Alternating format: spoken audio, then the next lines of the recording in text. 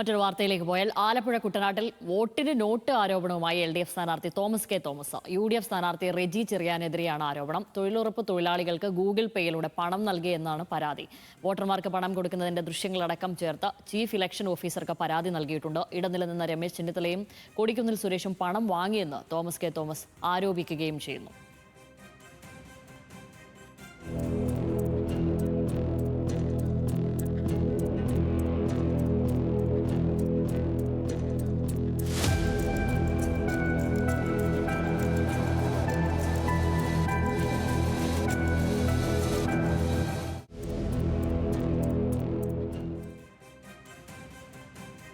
അമൽ സുരേന്ദ്രൻ ചേരുകയാണ് വിവരങ്ങളുമായി. അമൽ, ഇത് നേരിട്ട് പണം നൽകുന്നത് ഇപ്പോൾ പാലക്കാടൊക്കെ നമ്മൾ കണ്ടതുപോലെ നേരിട്ട് പണം കയ്യിൽ ഏൽപ്പിക്കുന്നതായിട്ടാണല്ലോ ഈ ദൃശ്യങ്ങളിൽ നിന്ന് മനസ്സിലാവുന്നത്.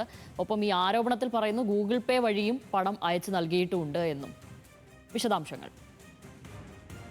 ശമലി, പാലക്കാടിന് ശേഷം വോട്ടിന് നോട്ട് ആരോപണം വീണ്ടും കുട്ടനാട്ടിലേക്ക് എത്തിയിരിക്കുകയാണ്. പക്ഷേ ഒരു വ്യത്യാസമുള്ളത്, പാലക്കാട് സ്ഥാനാർത്ഥിയുടെ ഒപ്പം ഉണ്ടായിരുന്നവരാണ് പണം നൽകിയത് എന്ന ആരോപണമായിരുന്നു നിലനിന്നിരുന്നത്. പക്ഷേ കുട്ടനാട്ടിൽ ദൃശ്യങ്ങൾ സഹിതം ഇപ്പോൾ പുറത്തു വന്നിരിക്കുന്നത് UDFന്റെ സ്ഥാനാർത്ഥിയായിരുന്ന റെജി ചെറിയാനാണ് നേരിട്ട് തന്നെ ഒരു വോട്ടർക്ക് പണം കയ്യിൽ വെച്ച് നൽകുന്നതിന്റെ ദൃശ്യങ്ങൾ പുറത്തു വന്നിരിക്കുന്നത്. ഇത് വലിയ രീതിയിൽ സാമൂഹ്യ മാധ്യമങ്ങളിൽ പ്രചരിക്കാൻ തുടങ്ങിയിട്ടുണ്ട്. അതിനിടയിൽ ഇതിന് ശക്തമായ നടപടി ആവശ്യപ്പെട്ടുകൊണ്ട് ഇടത് സ്ഥാനാർത്ഥിയായ തോമസ് കെ തോമസും അതോടൊപ്പം തന്നെ കുട്ടനാട് LDFന്റെ ഏരിയ കമ്മിറ്റിയും അടക്കമുള്ള സംഘടനാ ഇപ്പോൾ ഏതായാലും ഇലക്ഷൻ കമ്മീഷനെ സമീപിച്ചിരിക്കുകയാണ്, പരാതി നൽകിയിരിക്കുകയാണ്. പണം കൊടുക്കുന്നതിന്റെ ദൃശ്യങ്ങളടക്കം വെച്ചുകൊണ്ടാണ് പരാതി നൽകിയിരിക്കുന്നത്. തൊഴിലുറപ്പ് തൊഴിലാളികൾക്ക് ഗൂഗിൾ പേ വഴി മൂലവും പണം നൽകിയിട്ടുണ്ട് എന്ന് പരാതി പറയുന്നു. അതോടൊപ്പം തന്നെ നമുക്ക് അറിയാവുന്നതാണ്, കേരള കോൺഗ്രസ് ജോസഫിന്റെ സ്ഥാനാർത്ഥിയായിട്ടുള്ള റെജി ചെറിയാന് കുട്ടനാടിൽ സീറ്റ് നൽകുന്നതിന് മുന്നേ തന്നെ